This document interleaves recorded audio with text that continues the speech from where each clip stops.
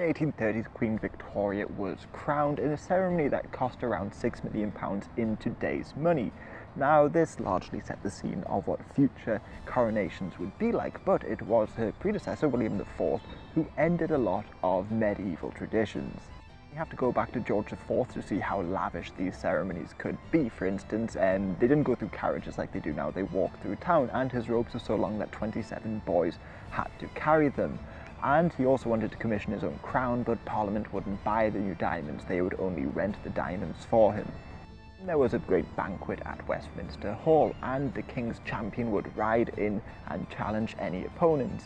But William IV and Victoria both refused to do this, angering many of the Tories, notably Lord Eglinton, whose stepfather would have been this champion at the banquet. While this angering many of the traditionalists, this was also a time of great romanticism thanks to people like Walter Scott, who sort of celebrated the pomp and ceremony of medieval life.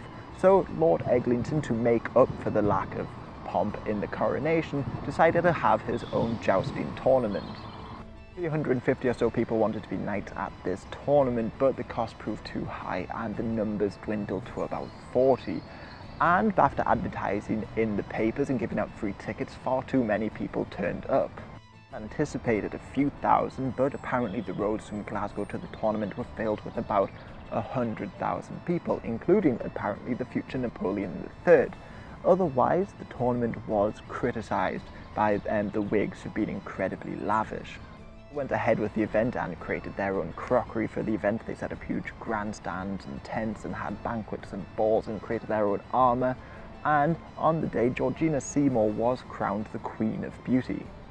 Although I can find examples of people being crowned the May Queen on May Day, this was sort of more of a celebration of youth. So this Queen of Beauty is the first beauty queen that I can find in history, but I could be wrong there might be others, but this is the first I found. But although it was held in August, this is Scotland, and torrential rain completely flooded the event, so probably one of the first battle reenactments in England ended in a complete disaster.